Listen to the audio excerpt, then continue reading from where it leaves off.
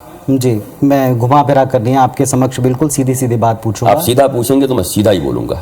बिल्कुल, तो मेरा एक सीधा प्रश्न यही है कि संघ प्रमुख जब भी कोई बात कहते हैं उसका बड़ा प्रभाव भी होता है और उसके बहुत सियासी मायने निकाले जाते हैं, जबकि वो राष्ट्र निर्माण में लगी संस्था है, उसका अपना एक तरीका है, तौर तरीका है। संघ प्रमुख ने कहा कि जो देश में जातियों का ताना बाना है वे विदुषियों ने या पंडितों का बनाया हुआ है और ईश्वर ने सबको एक जैसा बनाया था। अब इस पर एक नया बखेड़ा, एक विवाद खड़ा हो रहा है। लोग कह रहे हैं कि ये पंडितों का अपमान है, वर्ग विशेष का अपमान। आप इसे किस दृष्टि से देखते हैं? क्या ये बयान ही आपको घोर राजनीतिक लगता है या अटल सत्य है, इस पर राजनीति अब हो रही? संघ प्रमुख और संघ इस देश के लिए बहुत अच्छे काम करते हैं, राष्ट्र के लिए काम करते हैं, चाहे भुज हो चाहे कहीं हो, सेवा के लिए उपस्थित रहते हैं और एक राष्ट्रवादी सोच उनके पास है, सनातन संस्कृति की सोच है। इससे तो मैं डिफर नहीं करता।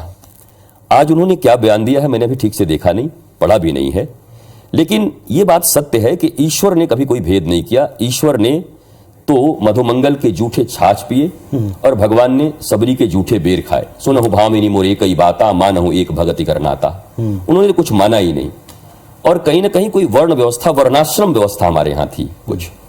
पर मेरा एक चीज ऐसा मानना है कि हमारे भगवान राम और भगवान कृष्ण जब युद्ध करे रावण के विरुद्ध और कंस के विरुद्ध या महाभारत में, तो उन्होंने रथ का प्रयोग किया। अगर आज भी हम कहें कि हम राम और कृष्ण के मानने वाले हैं और कारगिल और डोकलाम में जाएंगे रथ लेकर के और जीत के आएंगे, तो भारत पे चीन और पाकिस्तान का कब्जा होगा। तो जो मौलिक धर्म है, जो मौलिक चीजें हैं, सत्य, क्षमा, दया, करुणा, प्रेम, वो तो वही रहेगा, पर इंप्लीमेंट करने के भौतिक तरीके बदल जाएंगे। तो भौतिक तरीके बदल गए, रथ से राफेल तक हम आ गए। आज राफेल से हमें युद्ध करना है। वैसे ही उस समय की कोई भाषा, उस समय के समाज में बनाई गई कोई चीज आज प्रासंगिक नहीं है। आज प्रासंगिकता राष्ट्रवाद की है। आज प्रासंगिकता मनुष्य मनुष्य एक तरह से है। जो राष्ट्र को प्रेम करता, सनातन को प्रेम करता, मानवता में विश्वास रखता, कत्लेआम में जो विश्वास नहीं रखता, जो लोगों को आनंद देने में विश्वास रखता है, वहां कोई जाति, कोई पंथ, कोई मजहब में नहीं मानता।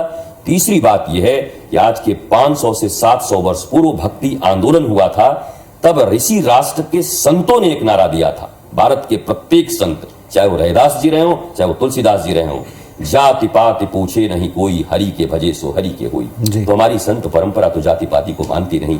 हम तो पूर्णतः सनातन संस्कृति और मानवता में विश्वास रखते हैं। तो इस तरह के वक्तव्य आपको इस समय देना ये राजनीति लगता है या इस पर प्रतिक्रियाएं जो आ रही हैं वो राजनीति लगती? देखिए, संघ प्रमुख का बयान अपना, उनके बोधना देशना और उनके अनुसार होगी। उन्होंने जो कहा होगा। हर व्यक्ति अभिव्यक्ति की स्वतंत्रता रखता है। यहाँ पर कोई भी हो, सब कोई बोल सकते हैं। अब उस पर जो प्रतिक्रियाएं हो रही हैं वो भी स्वतंत्र है प्रतिक्रिया देने के लिए, क्योंकि इस देश के नागरिक हैं। और किसी भी विशिष्ट व्यक्ति के वचन पर क्रिया प्रतिक्रिया देना, वैसे तो अगर आप आध्यात्मिक रूप से मुझसे पूछेंगे तो मैं एक ही चीज आपको कहूंगा कि हमें रिएक्शन की नीड नहीं होती, एक्शन की नीड होती है।